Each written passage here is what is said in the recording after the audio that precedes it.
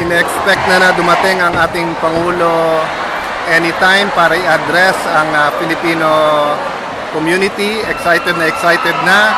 Napaka-successful ng meeting niya sa Pangulo at Prime Minister ng Singapore. Ito po ang ating mga kababayan.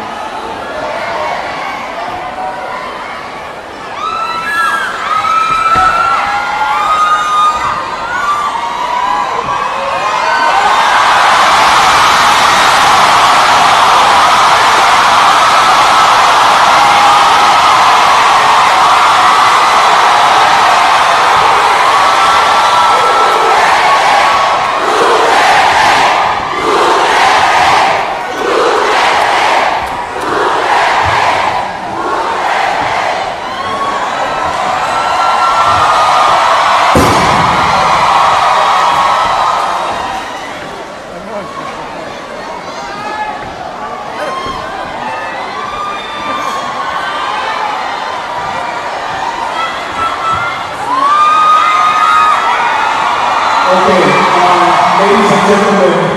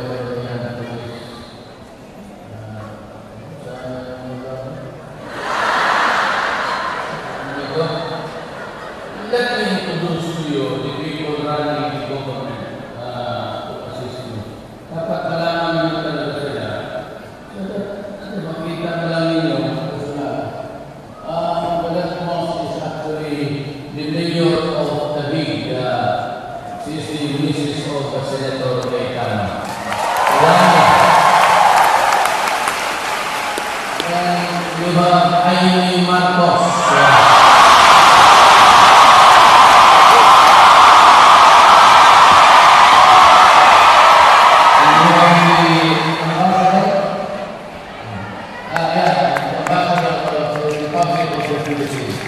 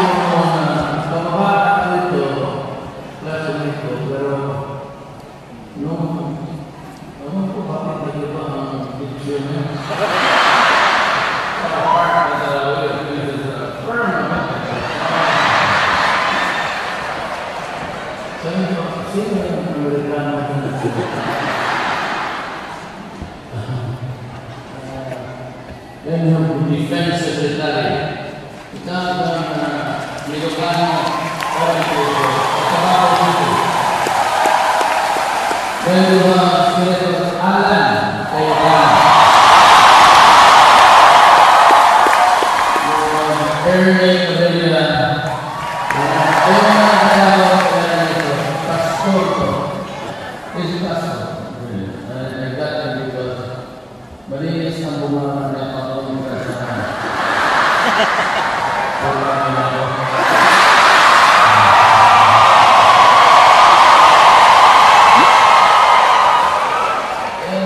Ay brad ako na kasama ko sa gusto.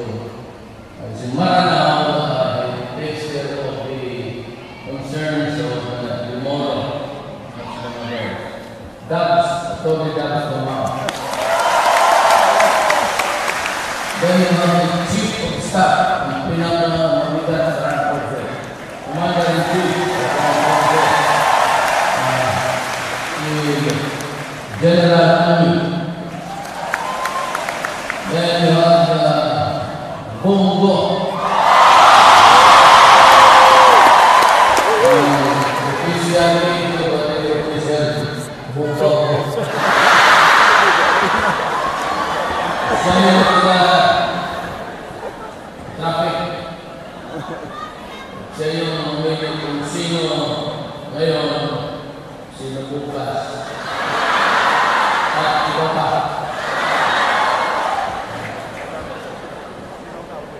Live na tayo. Live talaga.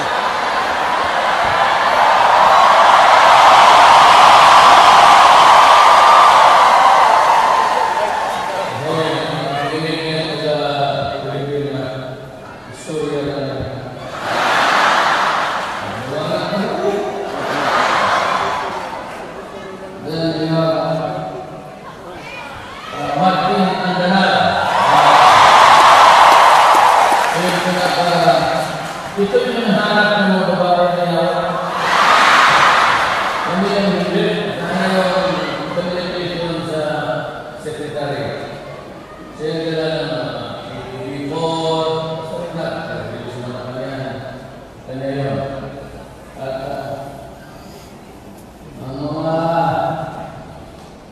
na dyan na presidential security man. Meron.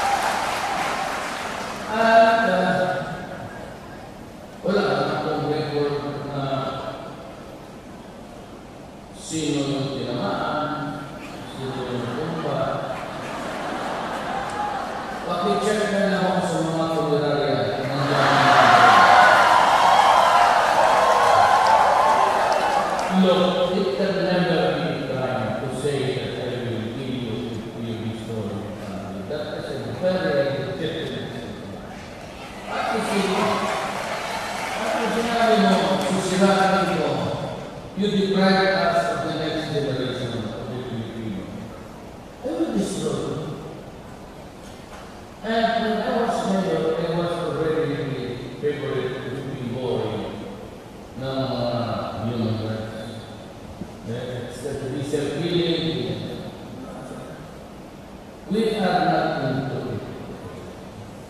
Hindi ko pumakita, kailangan ko pulis na maghuli yung tapa tapos sa kalinan yung mga sa likod. That's enough. Hindi pa pulis, hindi ka ang ito the police, why would you wrap the body with basket cakes all around on the road? Hindi naman tayo may mga aktor na mami. Sa isip mo, if you want to go away with this guy, siyempre paano mas bulat na dito? Bakit pa yung pakanakalingan ng tapon mo?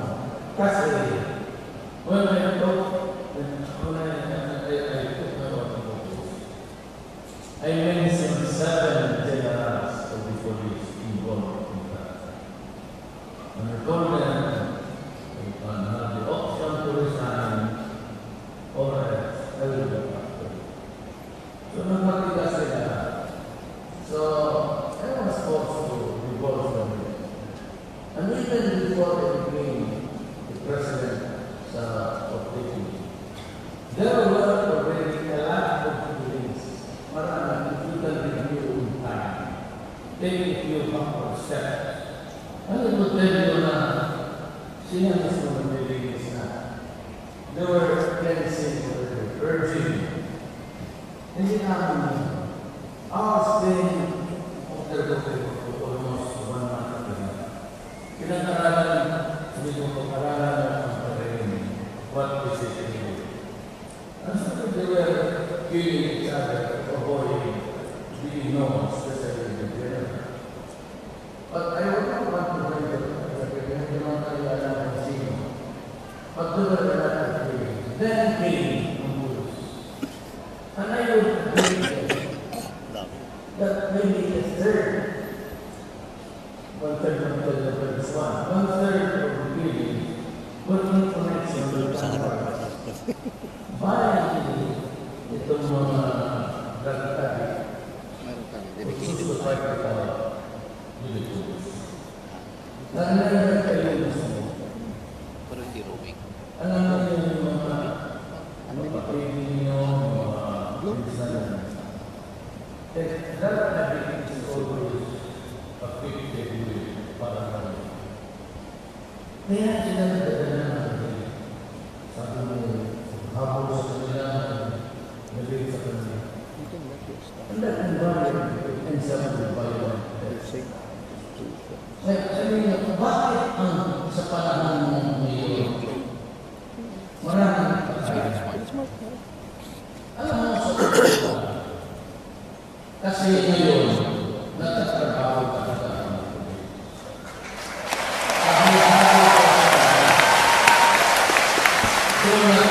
Don't let stupid thing about so sila nagtatrabaho, pero ganito kasi ang sitwasyon. At alam nyo yan. Hindi, good lang gagawin. Ang pulis noon, takot magkakaso. Takot bumbuhin yung mga politiko.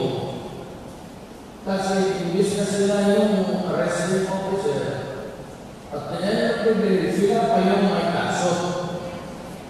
Kasi yung mga politiko, siyempre, malapit sa Malacanang, tawag ng gano'n. Tapos, maraming maligay, dito, military, police. Mga tao, kasi ang military, individual ng mga police, kaya, mahirap ang pagkakakailan. Di ka na gusto, di ba, ang tender ng samahan mo kasi inapinapin. Di sabihin na naman ang commander, ito ang kalabas, diyan ka lang sa kampo. And besides the police, do not really or cannot go out of the house without the permission of the Unlike the police, we are the law enforcement. Sila yung mahuli na siya po dito, walking dyan, wrong parking. Kaya ay almost open to the police. But more than anything else, ayaw kasi ng police makakaso. Because dapat malaman nila. Kasi pag may kaso ng bayan, that day, tapos na ang pagkaan ng pamilya. This is protection. Bahala ka. Pag sabi niya, sir, may kaso ba? Bahala ka na ang buwan. Alam mo ba ang entry fee? Ang initial pay ng police yung pasok ng police? 14,000. At ang mga nurse, doon,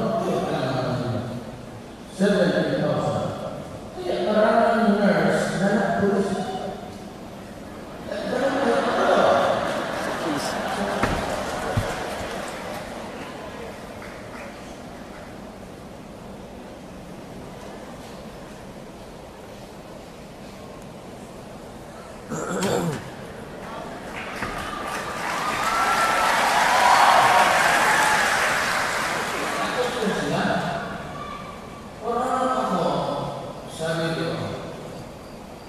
Alam mo, marami sila sa buhay.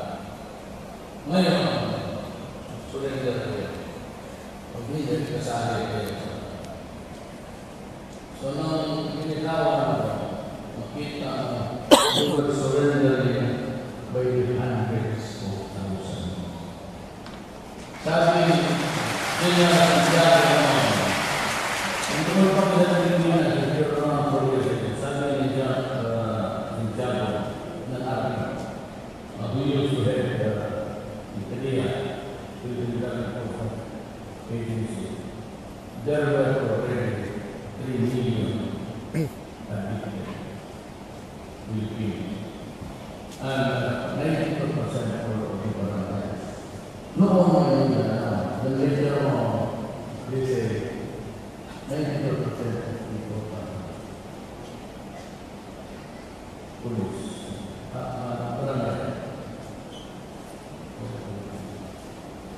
Ang itong aking video, iba yung presensya, video ng pala. Ako ang statement ang waiting for video at the end of the month, who then I would know kung magkano, but I'm sure that they will reach the million mark. So easily it's 4 million Pilipino. Sino mo presidente ng Philippines? So sinabi ito, surrender kayo po guys.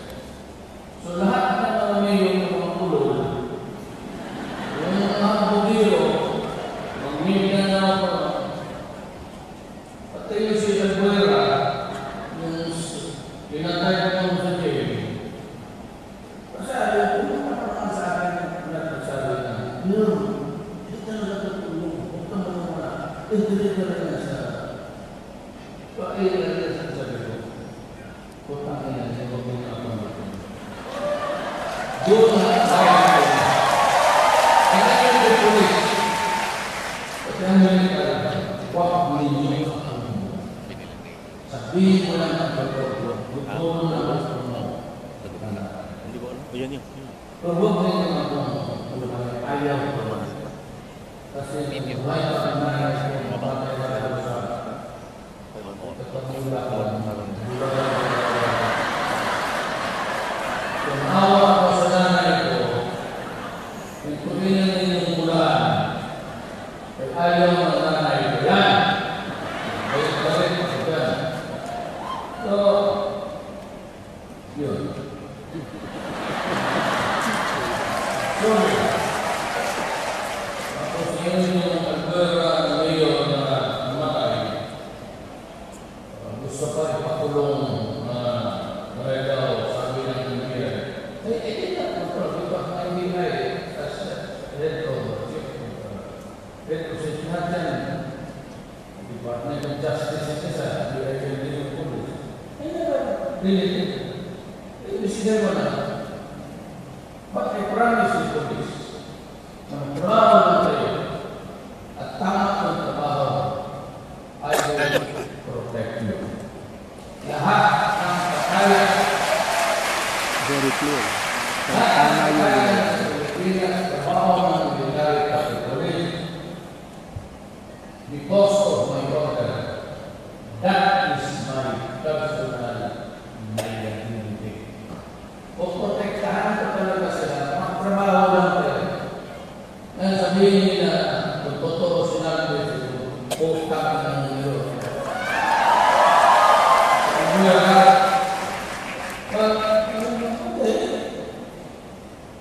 You want this 9 policemen sent to jail, suffer, because of one died of the son of a bitch. Siya yun sa western side. From Cebu, Bohol, Leyte, Samar, siya yun. Dito, sa western side, dikta yung mga asawa na pinatay nila sa pamanahan. Sino kumakaya sa ito, wala na ewan ko. Pero sila yun nakapatay. Ilan ang victims sa nasa General 14 million? Liberal, criminal increaser death. Saan na may mga 1 million na igago? And these are really the people of the age of why? Kapag pumasok ang natin yung iba, ang family is responsible already. Magnakaw, ang papay, ang sakit, ang nanay, ang papay, ang tatay, ang lula niya, kala niya, demonyo na, ang picture na. Sila na. So, this would be ang pagbabayaran ng isang pamilya. It's not about drugs. Maganda na okay lang. Okay lang. Ang problema, ang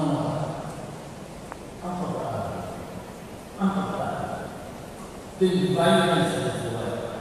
Suspicioso yan. Akala niya, ang asawa niya lang naman. Bakit niya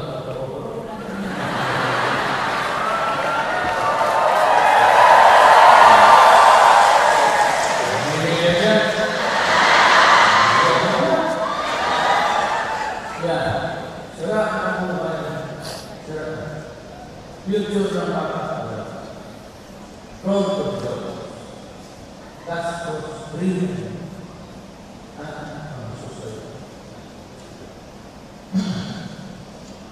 You are living God. Can believe. That may give you anak ko doon, iniwan mo yung anak kong babae, bulta, rape, dito papamatay ko. And that was whatever he hoped to do. At yung isa sa Riyadh, yung isa sa Qatar, sawa, they remit money thinking that they are there for the sacrifice so that they can educate their children. Pati nila, uwi doon to 3 years after, ang bata na lalaki tulong na sa lula. Ang anak ng babae kalat na rape, victim of abuse. So ilan tayo sa sakripisyo? Alam ko yan. Tapos bakit mo na look, one is 200. 200. 200. 200.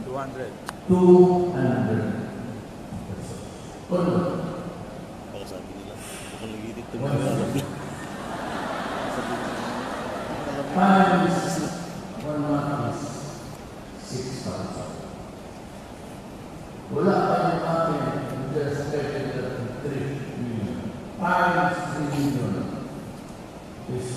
18 billion a month times 1 year, that is 216 billion investment. Kaya ang buhay pagkatatago na talaga.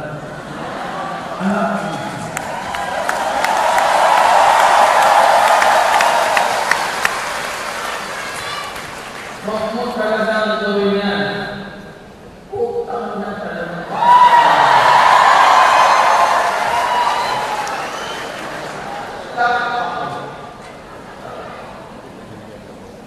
Huwag mo gawin yan. Hintay ka lang.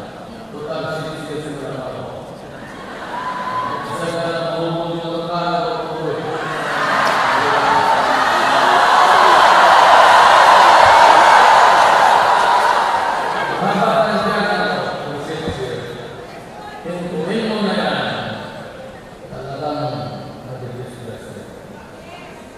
I will not allow even Tasina to bigger than what is in the ngayon ang galit sa pagkakas. Mahal na ang galit sa pagkakas. Outside, ngayon ang galit sa pero wala na lang. Wala na lang magawa. Ngayon, I was castigated by the universe. Ang unang kanilan sa Pilipinas, ang yellow.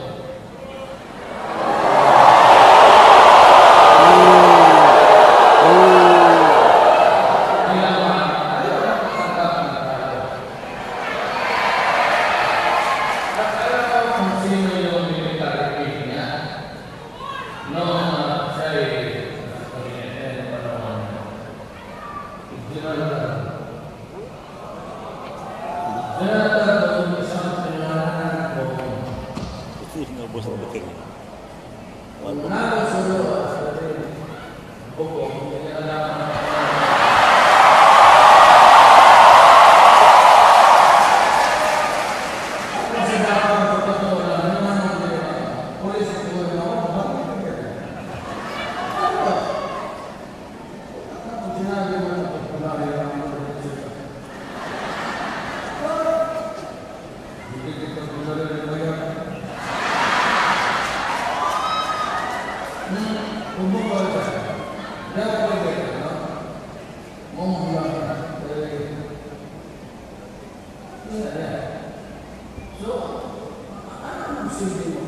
What would it be? Nasa bayan mo yung December 29, and yet the people are wallowing in agony and suffering. Kita ko naman, tingnan mo ang crime rate na yun. Ano ko wala? Tanong mo, magkawag ang mga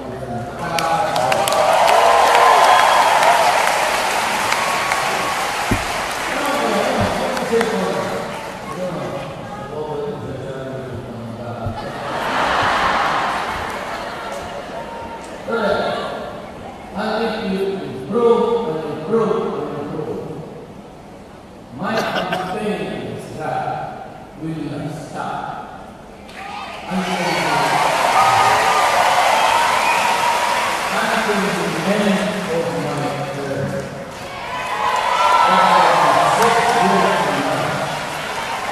Until the last voter and the last graduate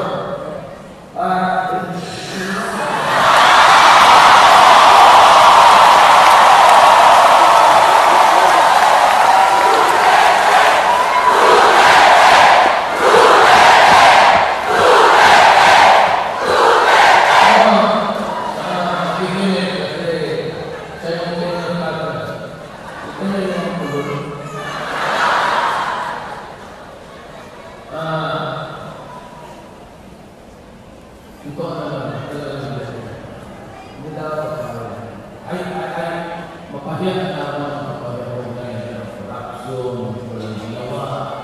Sabihin na